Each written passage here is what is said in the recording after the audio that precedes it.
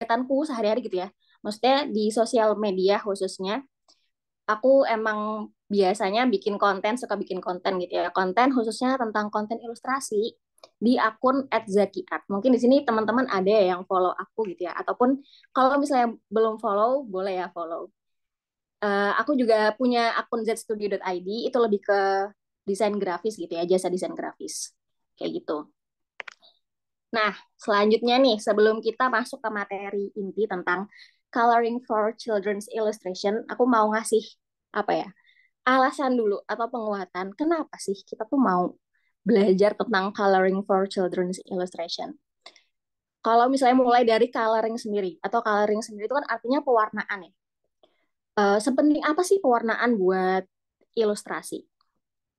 Nah, memang pewarnaan atau coloring sendiri itu emang pengaruhnya sangat besar dalam gambar atau secara umum itu dalam desain gitu ya. Contohnya gini, perumpamannya ini, kalau misalnya kita nih masuk ke dalam toko baju, terus kita lihat baju yang desainnya tuh biasa aja, polos-polos aja gitu ya, tapi warnanya tuh menarik nih. Mungkin warnanya pastel atau warna nude gitu ya, warna yang cantik, terus kombinasi warnanya bagus gitu kan. Meskipun desainnya biasa aja, pasti kita bakal tertarik ya melihat, buat melihat bahkan beli baju ini. Beda halnya misalnya ada baju lain yang modelnya tuh mungkin modelnya high end gitu ya. Modelnya kekinian banget, tapi warnanya itu ngejreng, gonjreng gitu ya. Istilahnya Mejuku Hibiniu tuh ada di baju itu semua. Otomatis pasti kita mikir berulang kali kan buat apa namanya, lihatnya aja sakit gitu kan mata. Apalagi mau beli baju itu.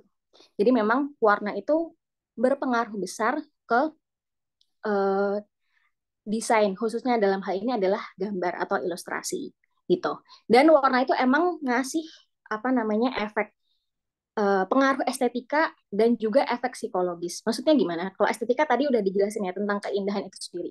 Tapi kalau misalnya efek psikologis itu maksudnya setiap warna itu bisa ngasih efek yang beda gitu ya. Setiap kita melihat satu warna, misalnya kita lihat warna merah. Warna merah tuh bisa kita lihatnya tuh kelihatan semangat, membara, tapi bisa juga kelihatan marah gitu kan. Tapi kalau misalnya warna biru, kita lihat warna biru, mungkin kita bakal kelihatan lebih calm gitu ya, lebih tenang, lebih menenangkan, lebih bisa dipercaya gitu kan. Dan kalau misalnya kita lihat warna hijau, kita bisa mungkin kita bisa ngerasanya tuh alami nih, seger gitu. Nah, jadi memang setiap warna itu tuh bisa ngasih efek yang beda-beda. Bahkan kalau misalnya dalam ini ya, maksudnya dalam dunia bisnis tuh warna tuh sangat-sangat berpengaruh. Misalnya kalau misalnya kita lihat, teman-teman lihat gitu ya, rumah makan itu kebanyakan warnanya tuh kalau nggak merah, kuning. Kebanyakan itu. Karena apa? Karena emang merah kuning itu bisa meningkatkan hawa nafsu makan gitu. Tapi kalau misalnya eh, waktu itu aku juga dikasih tahu kalau misalnya mau diet, tempat makannya tuh warnanya biru aja karena biru itu bisa menahan hawa nafsu makan kita. Nah, warna itu efeknya sebesar itu. Misalnya kayak juga rumah sakit. Biasanya rumah sakit tuh warnanya kalau nggak putih, biru, hijau. Karena warna-warna itu tuh bisa lebih menenangkan. Jadi sebesar itu pengaruh warna dalam desain, dalam gambar. Terus kemudian kenapa kita bahas children's illustration? Maksudnya children's illustration di sini tuh ilustrasi anak, ilustrasi yang lucu, gemes, cute gitu ya. Karena menurutku sendiri dan maksudnya melihat dari sekitar gitu ya, ilustrasi anak tuh punya peluang yang besar. Karena ilustrasi anak kan targetnya tuh untuk anak-anak.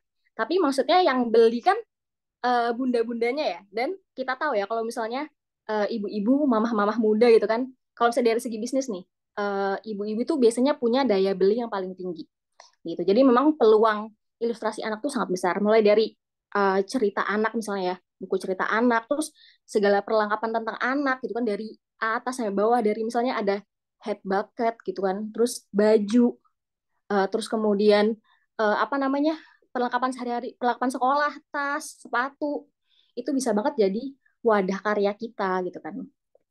Jadi memang ilustrasi anak itu punya peluang yang sangat besar. Itulah kenapa malam ini kita ngomongin tentang coloring for children's illustration gitu. Selanjutnya, bahasan kita hari ini kurang lebih ada tiga. Pengenalan tools gambar, coloring and shading, sama tekstur dan motif.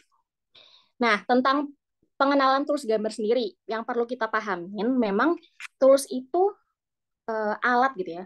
Itu alat itu kan emang diciptakan untuk mempermudah kita ya.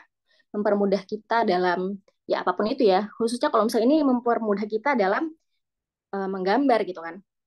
Tapi sebenarnya yang terpenting, prioritas utama yang harus kita punya itu adalah konsep dan kreativitas gitu ya. Maksudnya prioritas utama nih konsep dan kreativitas. Kalau misalnya kita udah punya ini, kita pakai tools apa aja tuh gampang. Tapi memang kalau misalnya dalam digital drawing, memang ini saling melengkapi gitu. Jadi prioritas utamanya ide, konsep, kreativitas, tapi kita juga penting untuk menguasai tools gambar itu sendiri. Itu. Nah, di sini aku punya referensi beberapa aplikasi. Sebenarnya ini referensi yang aku kasih itu lebih ke yang bisa dipakai di HP, di tablet, di iPad gitu ya. Ada kurang lebih 5. Eh di sini ada 5 salah apa namanya? Apa aja gitu. Yang pertama Procreate yang mungkin Procreate tuh cukup populer di kalangan ilustrator karena memang dia fiturnya lengkap. Terus kemudian kayak misalnya bikin animasi pun bisa gitu ya di Procreate. Tapi memang dia itu berbayar. Berbayarnya itu emang sekali tapi bisa buat selamanya. Dan dia cuma bisa di iOS gitu, di iPad gitu kan. Di iPhone kayaknya ada Procreate Pocket kalau nggak salah. Terus kemudian ada juga nih Ibis Paint sama Medibank Paint. Menurutku dua-duanya ini tuh 11-12 lah ya. Karena memang gratis, bisa dipakai di Android maupun iOS, dan memang worth it banget kalau misalnya kita pakai karena fiturnya tuh lengkap gitu ya. Untuk apa namanya ukuran aplikasi gratis tuh ini lengkap banget. Jadi kalau misalnya teman-teman ada yang masih bingung nih mau pakai apa, coba aja salah satu dari dua ini.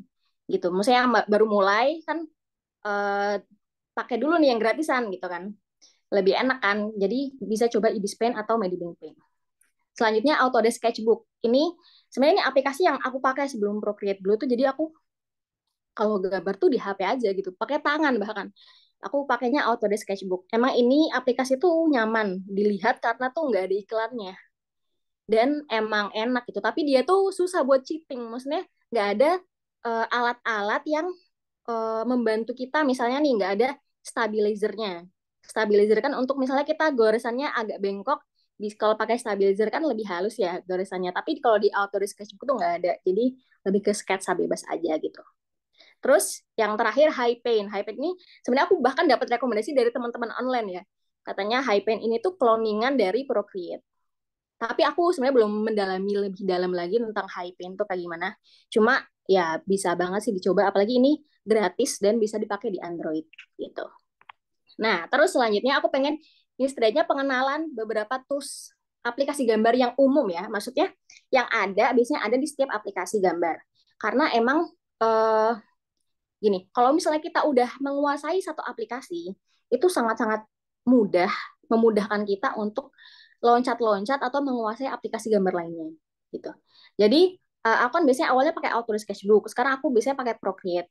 Tapi kalau buka Ibis Paint, buka Medibank Paint tuh gampang gitu, karena lebih mudah pahamnya, karena emang tools-toolsnya tuh mirip-mirip, kalaupun beda tuh paling penempatannya aja, nama-namanya aja, tapi kurang lebih tuh eh, apa namanya jadi lebih mudah karena udah menguasai satu atau dua aplikasi gambar kayak gitu.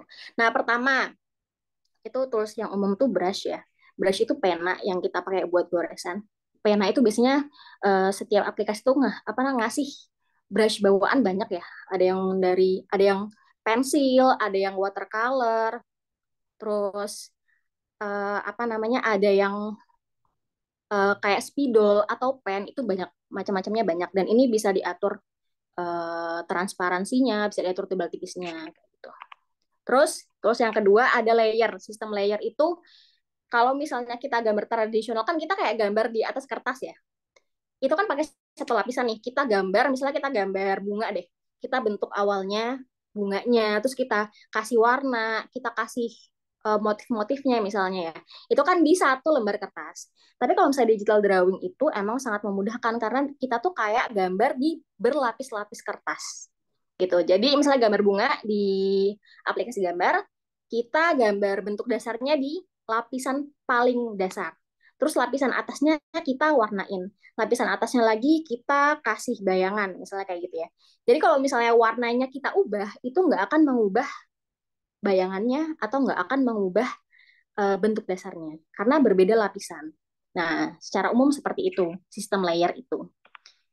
Next itu color wheel atau roda warna. Nah, ini sangat-sangat umum ya, ada di semua aplikasi di HP, tablet maupun kayak di Corel Draw, di AI, di Photoshop tuh ada semua. Dan ini apa namanya warna ini bisa diatur saturasinya, diatur gelap terangnya.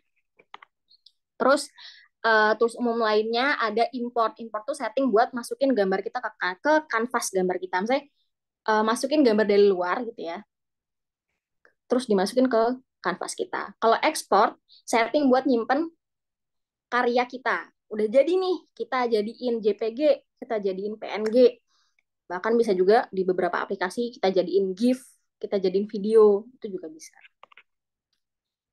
Nah, selanjutnya tentang coloring sendiri, pewarnaan sendiri. Kan tadi udah sedikit dijelasin ya tentang pentingnya pewarnaan yang berpengaruh besar di estetika dan efek psikologis.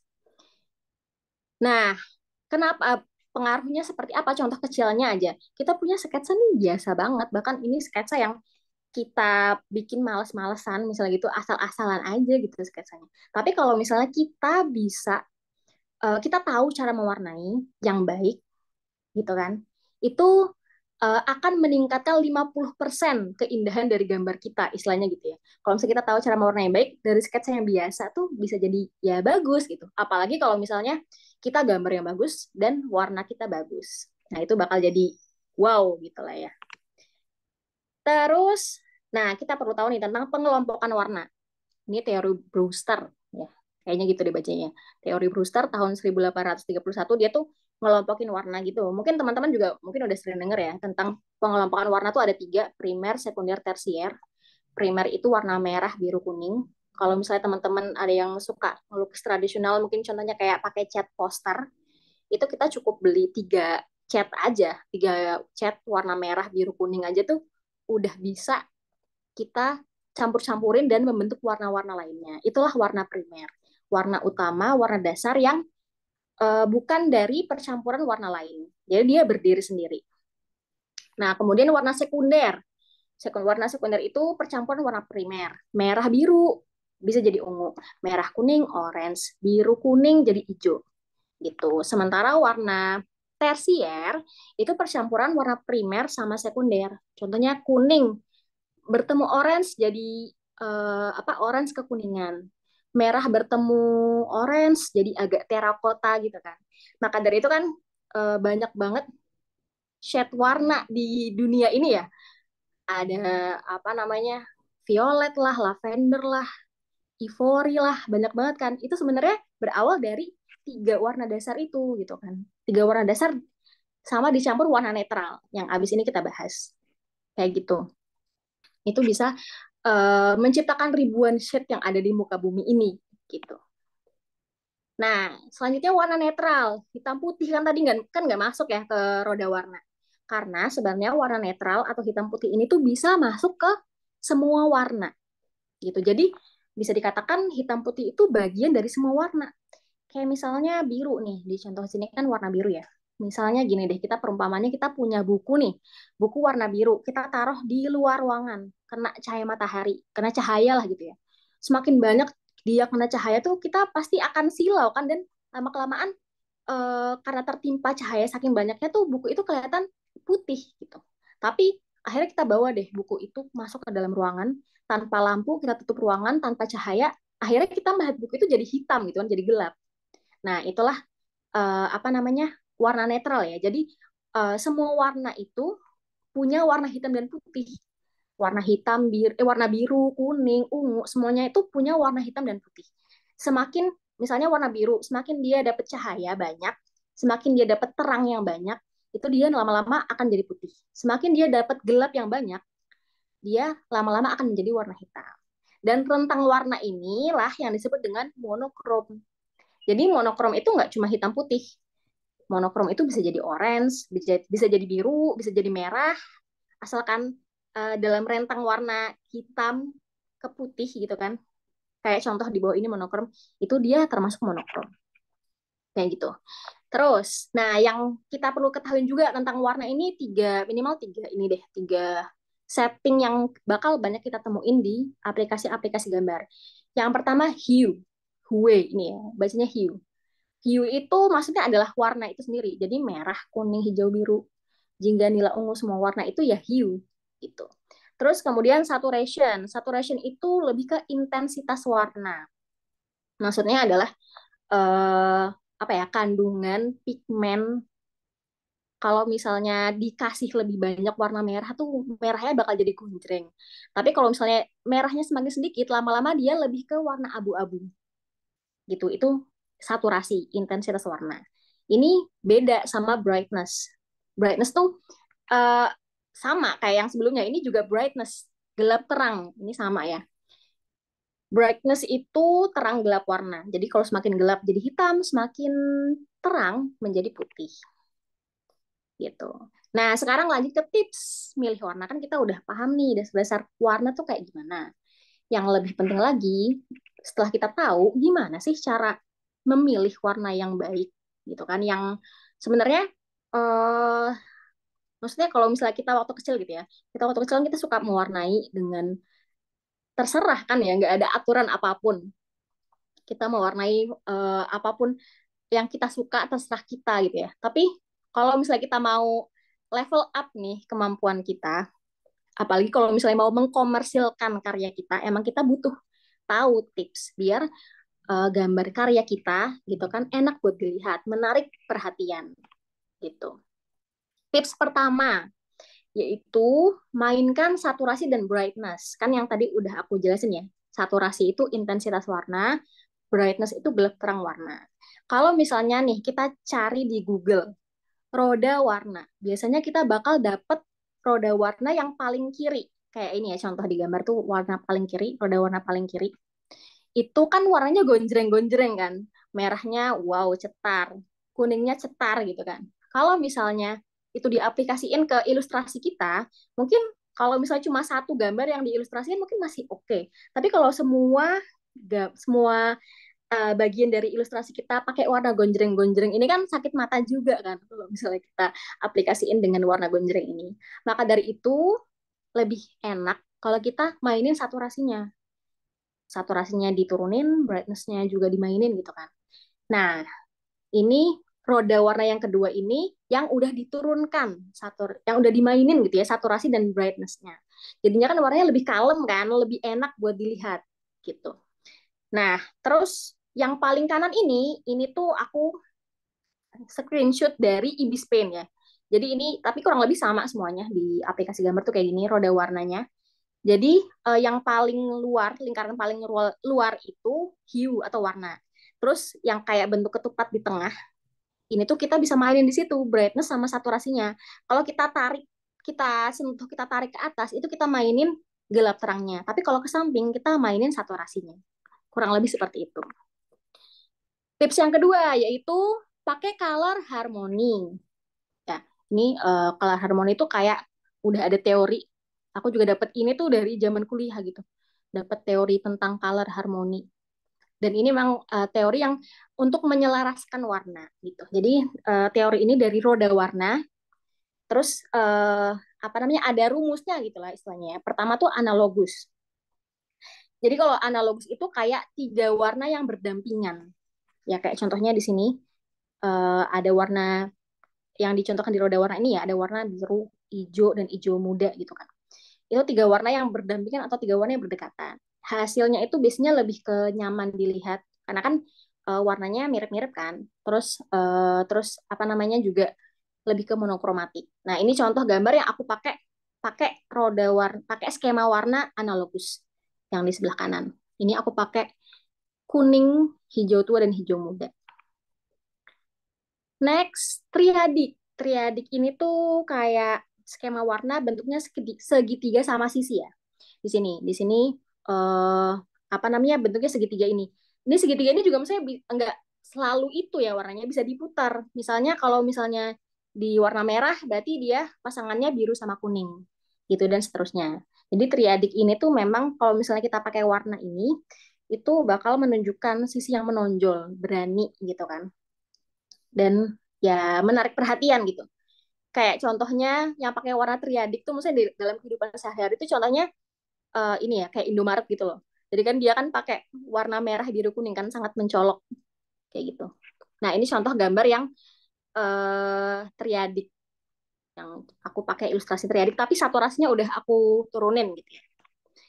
Terus ada juga komplementer. Komplementer itu warna yang berseberangan. Contoh di sini merah hijau gitu kan. Eh, terus merah ke oranye sama biru juga bisa dan seterusnya. Maksudnya bisa diputar-putar.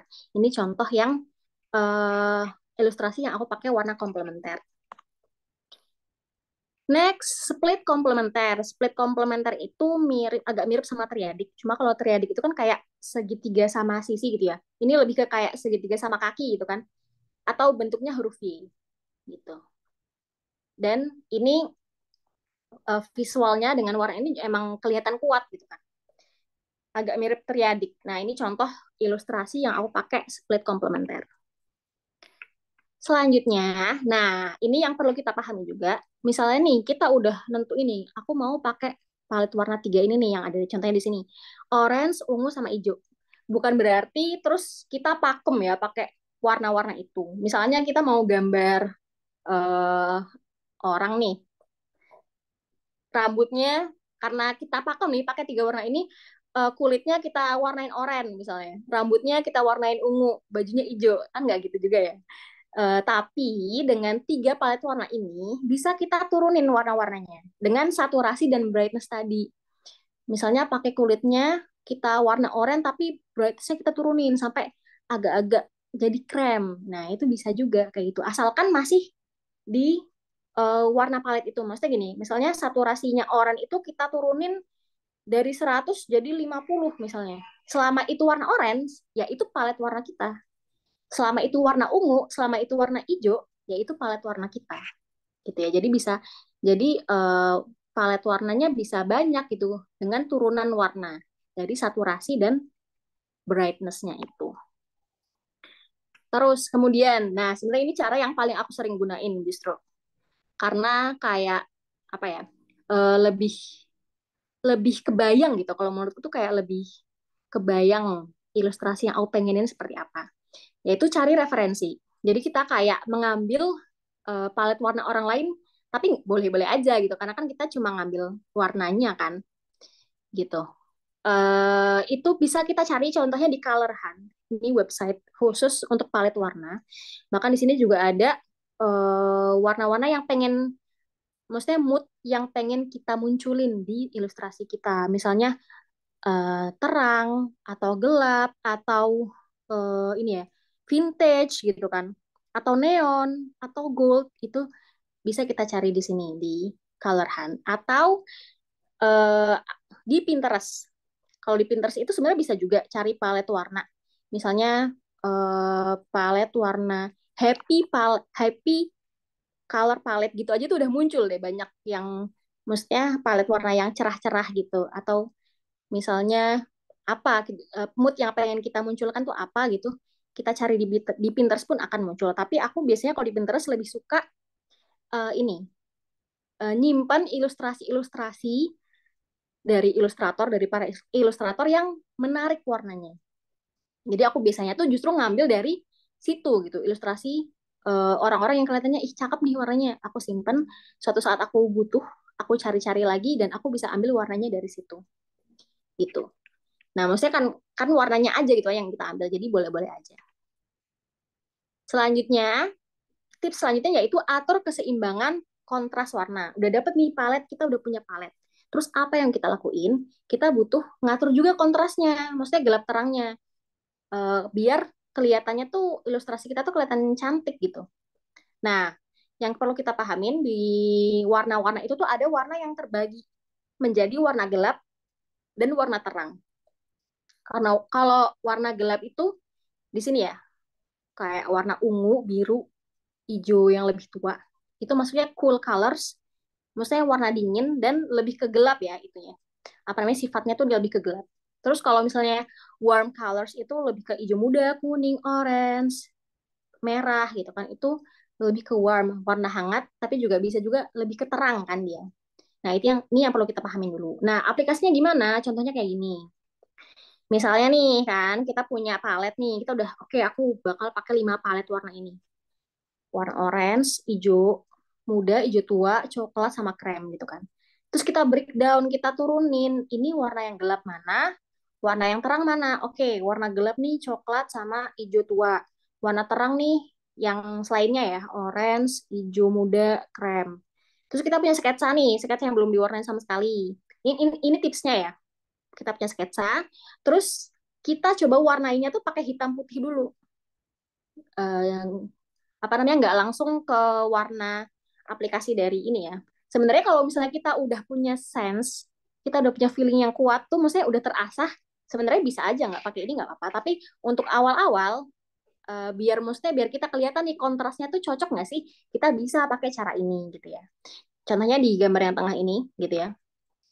Ini oke, ini contohnya nih, misalnya harimau ini. Harimau ini kan di depan batu yang gelap. Otomatis dia kan warnanya kalau gelap kan nggak kelihatan kan, karena di belakangnya tuh ada batu yang gelap. Jadi dibikin warnanya lebih terang, jadi kelihatan dengan apa, belang-belang yang gelap nggak masalah, tapi warna terangnya itu kan memperlihatkan bentuk harimau ini. Jadi harimau ini jadi kelihatan. Maksudnya kontras kayak gitu. Jangan sampai kita udah sketsa bagus-bagus, pas diwarnain nggak kelihatan karena kontrasnya tuh nggak kontras gitu. Jadi kalau misalnya gelap, harusnya warna di depannya itu, maksudnya bentuk di depannya itu diwarnain terang gitu biar kelihatan kayak gitu. Dan akhirnya, kalau misalnya udah ketemu nih, ini proporsi yang pas nih, gelap terangnya udah oke. Nah, baru kita bisa warnain deh pakai palet kita. Yang bagian gelap berarti kita warnainnya pakai hijau tua dan coklat. Yang terang kita bisa warnainnya pakai warnanya terang kayak orange, hijau, krem. Sesuai palet kita gitu ya. Terus, nah, selanjutnya itu udah tentang tips memilih color ya, tips memilih warna itu. Selanjutnya tentang shading atau bayangan. Ya, jadi kurang lebih itu bayangan itu kayak ngasih kita visualisasi kontur atau volume dari sebuah benda. Kita contohin, misalnya nih kita lihat gambar bulat gitu kan. Gambar bulat, kalau misalnya dia bulat doang kan kita bakal mengimajinasikan itu kayak flat ya, datar kan. Ya udah bulat aja, gambar 2 dimensi. Tapi kalau misalnya gambar bulat ini dikasih bayangan gitu kan, dikasih ada gelap terangnya, jadinya otak kita bisa mengimajinasikan kalau oh, gambar bulat ini tuh adalah bola. Nah, itu fungsi dari bayangan. Ketika sebuah benda kena cahaya, terciptalah bayangan yang bikin kita mengimajinasikan dimensi dari benda itu sendiri. Contohnya bola ini, sesimpel bola ini gitu deh. Nah, sebenarnya untuk bayangan itu minimal kita paham dua deh, dua aja gitu ya.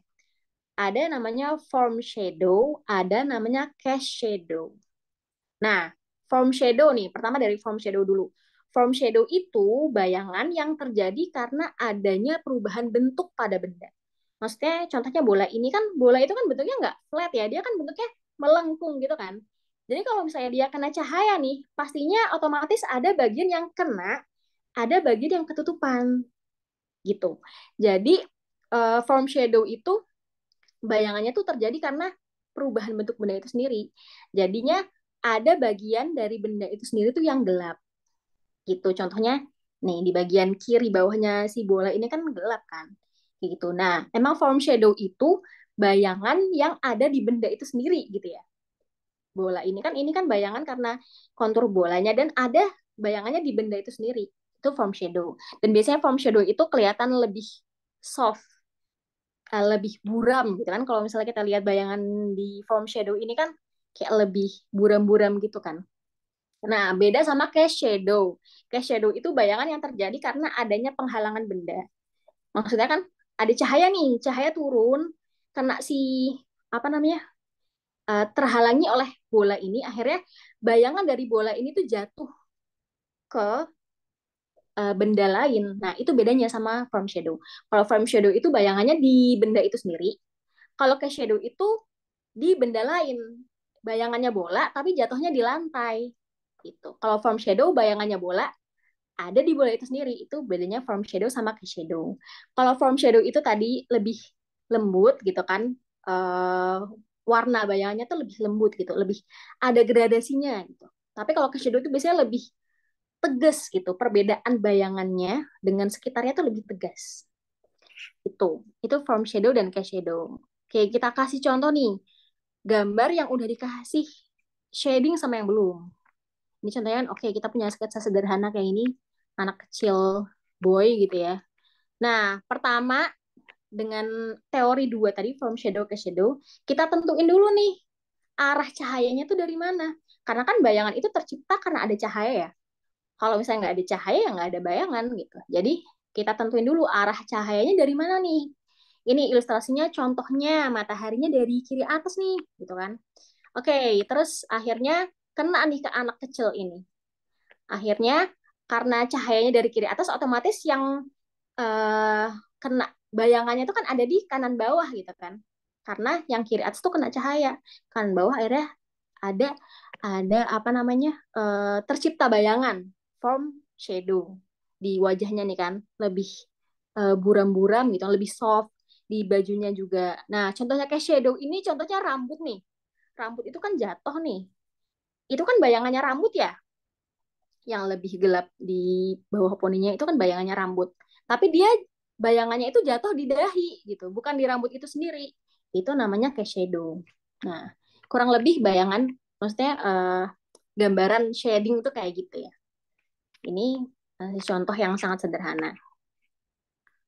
Oke, selanjutnya ini part terakhir, tentang motif dan tekstur.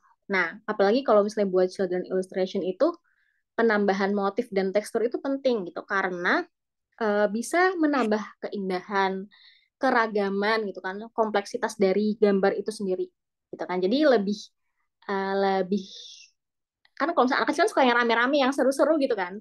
Kalau misalnya kita tambahin motif, teksturnya itu kan bisa lebih indah gitu dipandang, dilihatnya gitu. Nah, tipsnya sederhana sih ya untuk motif dan tekstur ini. Kita tuh bisa cari aja referensinya banyak banget. Aku emang referensi kesukaanku tuh emang di Pinterest ya, karena emang bagus-bagus banget di sana referensinya gitu. Kita bisa cari aja misalnya kayak tekstur kayu, wood texture gitu kan. Tekstur kayu, motifnya air. Meskipun keywordnya agak salah juga tetap ketemu gitu. Misalnya motif air tuh bakal ketemu contohnya di sini.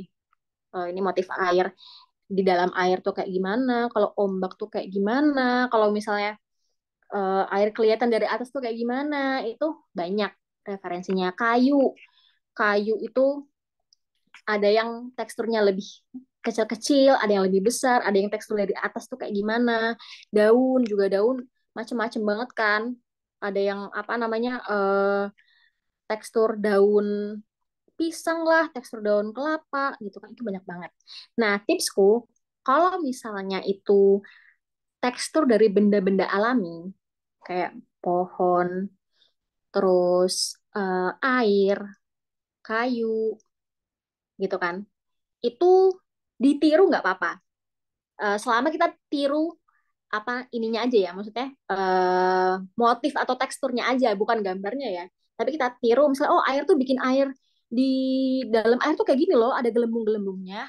Oh bikin air dari kelihatan dari atas tuh gini loh bentuknya. Oh bikin ombak tuh, orang tuh kalau bikin ombak tuh kayak gini tuh caranya kan, kelihatan melengkung-lengkung. Itu kita nggak apa-apa tiru dari referensi yang banyak sekali bertebaran gitu kan di internet. Nah, itu bisa kita tiru nggak apa-apa. Atau kita modifikasi sedikit-sedikit juga boleh. Kayak gitu. Nah, terus, oke, ada juga nih, kan itu tadi benda-benda alami kan. Tapi ada juga kan motif-motif dari, kalau di dunia nyata itu benda-benda yang diciptakan manusia gitu.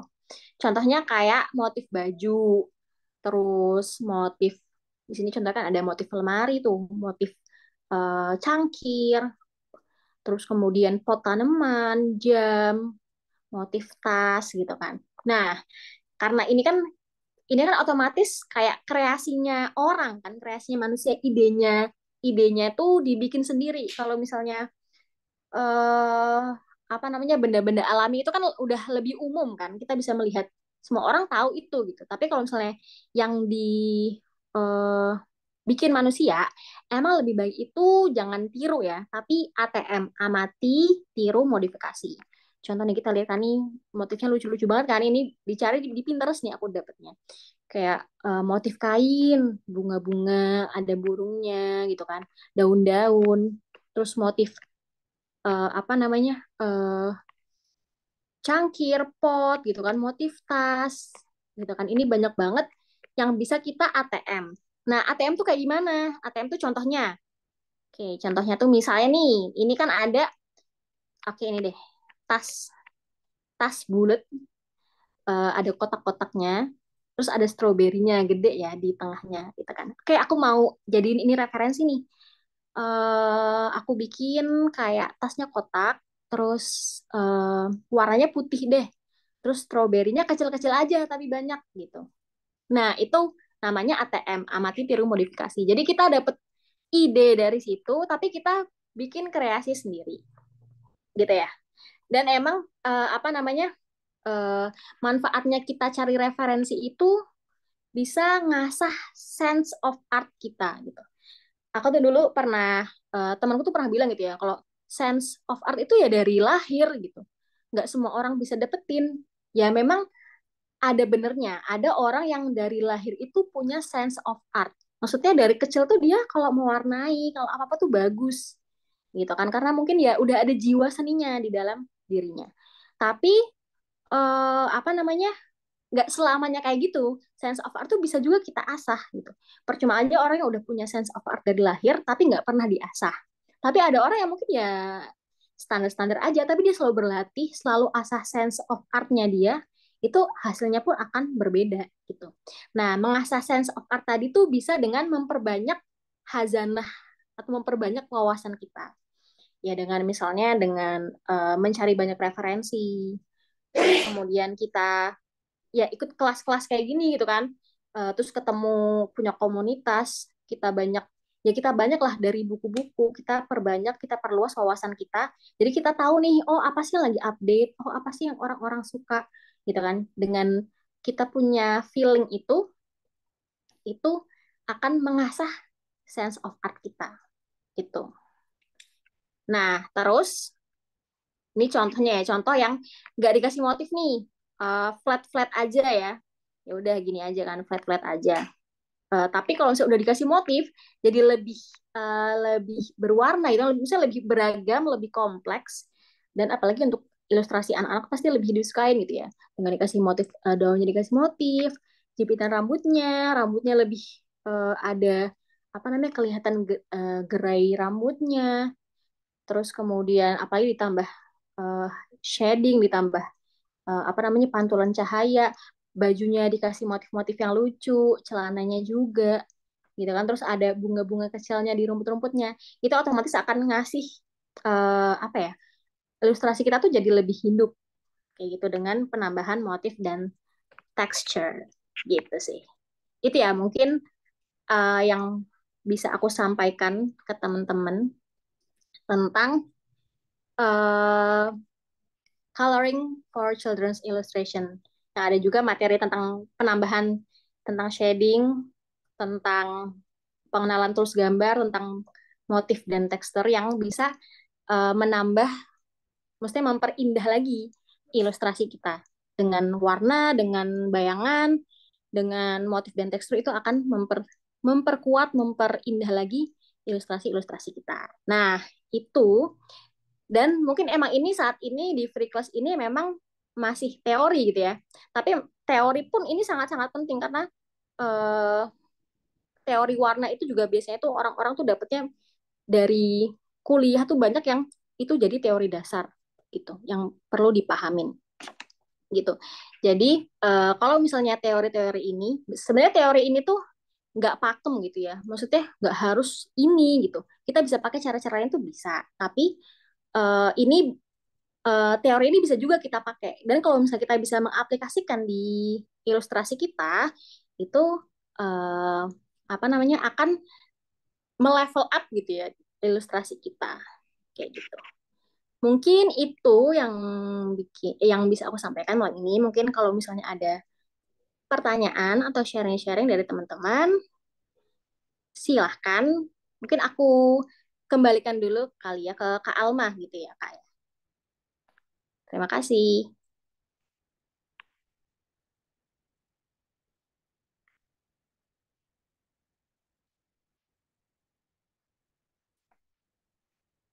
Oke, udah masuk ke sesi Q&A ya, Kak?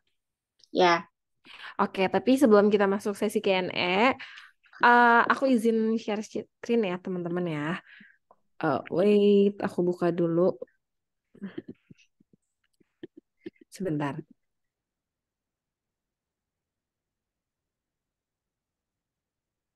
Aku cek sekali lagi, soalnya di sini belum ada. Sebentar ya. Oke, karena aku belum ada nih teman-teman, jadi aku mau sampaikan secara lisan aja, tapi ntar bakal di-share juga di grup. Nah, jadi teman-teman, ntar itu tanggal 25 Oktober bakal ada masterclass-nya bareng Kak Zakiyah. Nah, nanti itu di sana kita bakal belajar lagi lebih banyak gitu ya, lebih dalam dan biasanya itu kalau masterclass untuk ilustrasi itu kita bakal ada live demo ya teman-teman ya. Nah, untuk harganya berapa? Untuk harganya itu biasanya di 100.000 aja. Tapi kalau teman-teman update kelas hari ini dengan ngetek Mazing dan IG-nya Kak Zakia, ntar teman-teman biasanya bisa dapat diskon 10%. Jadi teman-teman bisa bayar dengan 90.000 aja. Untuk yang mau daftar, ntar bakal admin infoin untuk link dan link pendaftarannya itu melalui ini ya teman-teman ya, melalui grup WA. Jadi jangan pada nge-live dulu, karena nanti kita bakal share juga untuk recording hari ini. Kayak gitu ya teman-teman ya. Nah, jadi mungkin kalau dari aku itu aja, karena masih ada waktu di kurang lebih 10 menitan lagi, Kak Zakia mungkin boleh menjawab beberapa pertanyaan, Kak. Sorry, Kak, masih di mute. ini aku yang milihin ya. Iya, ada di kolom chat sama ada di kolom Q&A. Itu terserah Kak Zaki ya. Kira-kira yang kakak pengen jawab yang mana. Kayak gitu ya, Kak ya? Oke, ya. Contohnya dari Dila. Kak, biasanya dalam proses gambar, kakak pilih palet semua warnanya dulu baru gambar atau bagaimana Kak prosesnya? Oke, biasanya memang dalam proses gambar aku tentuin dulu palet warnanya. Contohnya aku pilih palet warna triadik ya, misalnya merah, biru, kuning. Aku tentuin dulu, oke aku pakai nih tiga palet warna ini. Nanti setelah itu biasanya aku kalau misalnya eh, ini ya, setelah itu biasanya aku antara langsung ngewarnain aja atau aku tadi ya pilih atur kontras warnanya dulu. Mana sekiranya yang mau aku jadiin area gelap, area terang, baru setelah itu langsung aku aplikasiin deh warna merah, biru, kuning itu. Terus nanti aku mainkan aja saturasinya merah, ada merah yang apa namanya lebih gelap, ada merah yang lebih terang, atau saturasinya dikurangin. Begitu juga warna biru, warna kuningnya kayak gitu bisa dimainkan. Atau kalau mau lebih mudahnya itu sebenarnya kita bisa juga misalnya kita punya palet warna merah, biru, kuning, kita bikin dulu yang banyak gitu. Dengan dikurangi saturasinya, dikurangi itu lebih memudahkan gitu, dikurangi apa namanya brightness-nya itu kita bikin palet warna yang penuh, terus kita mulai menggambar itu juga bisa sesuai apa namanya kenyamanan masing-masing aja sih kayak gitu. Itu bisa seperti itu. Terus,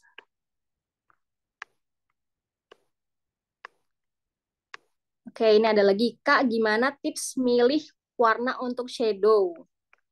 Nah, tips warna untuk shadow itu eh kita bisa pakai biasanya kita bisa pakai misalnya warnanya biru nih. Kita ada beberapa cara sih sebenarnya. Kalau misalnya cara mudahnya itu warna biru dari mulai warna biru itu kita ambil warna yang gelapnya lebih. Maksudnya dari misalnya kita biru muda nih, baju itu biru muda, kita mau kasih bayangan ke baju warna biru muda ini. Nah, warna bayangannya itu bisa kita gelapin gitu. Maksudnya pakai warna biru tua. Terus nanti opacity-nya bisa dimainin. Itu cara termudah. Tapi mungkin nanti ada tips-tips lainnya ya. Maksudnya nggak cuma cara itu. Karena sebenarnya nggak paten sih gitu ya. Kita bisa pakai berbagai warna, tapi nanti prakteknya mungkin akan ada di masterclass gitu ya. Tapi cara mudahnya itu, maksudnya digelapin. Misalnya warna biru muda digelapin. Kayak gitu.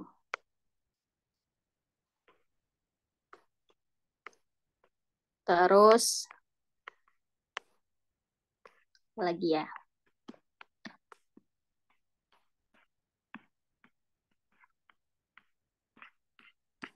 Wait.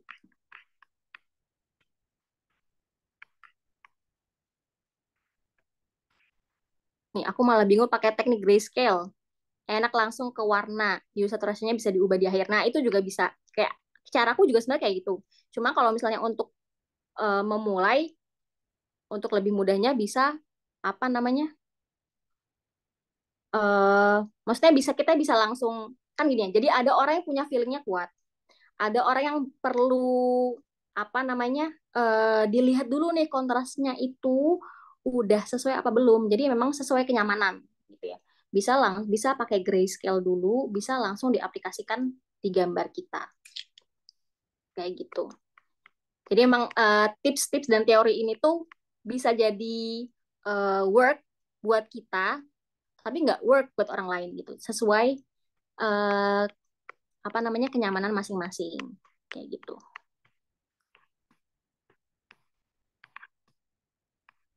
Oke, kayaknya apa lagi nih? Kayaknya udah ya itu ya.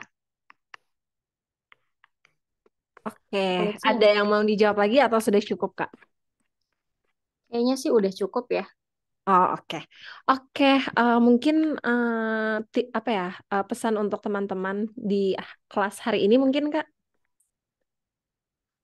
Oke, pesannya sih emang kalau misalnya tips buat meningkatkan keahlian kita dalam menggambar itu memang berlatih ya.